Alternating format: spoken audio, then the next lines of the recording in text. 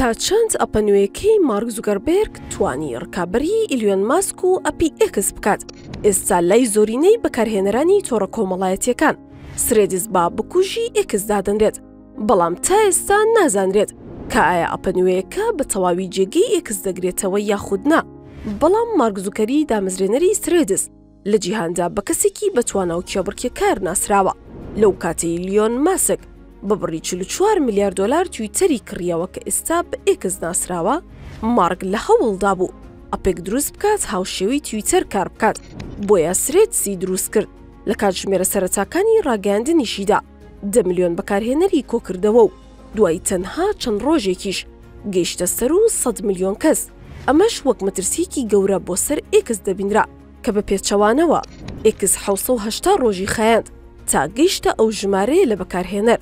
زوکەربێرگ 24 کاتژمێر دوای نمایشکردنی ئەپەکە زیاتر لە 1 میلیۆن فۆلۆوەری کۆکردەوە و پەیوەندی لەگەڵ بەکارهێنەرانی دابەست تاوەکو وڵامی پرسیارەکانیان بداتەوە و ڕای ئەوان وەربگرێت لەسەر بیرۆکەی نوێ بۆ پێشکەوتن بۆ گەورەکردنی ئەپەکە. سرێدز هەرچەندە لە یەکێتی ئەوروپادا نییە، بەڵام لە زیاتر لە 100 وڵاتدا کار دەکات. ئەمە ژوا دەبینرا ئەپی سرێدز سەرکەوتنی گەورە تۆمار بکات، بەڵام هەرزوو بەکارهێنەرانی تووشی شۆک کرد، چونکە هەزاران بەکارهێنەر دوای سڕینەوەی هەژمارەکانیان لە سرێدز هەژماری ئینستاگرامیشیان سڕایەوە. بۆیە زۆرێک لە بەکارهێنەران سرێدزیان بە چەڵەیەک وەسف کرد. ئەمەش وای کرد هەرزوو ئادەم مۆسێری سەرۆکی ئینستاگرام و ئەندامی دەستی دامەزرێنەری سرێدز ڕوونکردنەوە بدات.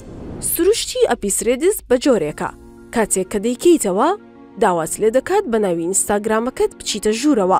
بۆ هۆیشەوە بەکارهێنەران پێویست ناکات لە سفرەوە دەست پێ بکەن، چونکە سرێدز بژاردەی ئەوە دەدات کە فۆلۆوەر و فۆلۆوەرسەکانیان لە ئینستاگرام بە شێوەیەکی ئۆتۆماتیکی ڕاستەوخۆ بگوازنەوە بۆ سرێدز، تەنانەت ئەکاونتە بلۆکراوەکانیشان، کە ئەمەش تایبەتمەندیەکی جیاوازدا کە لە ئێکسدا نییە.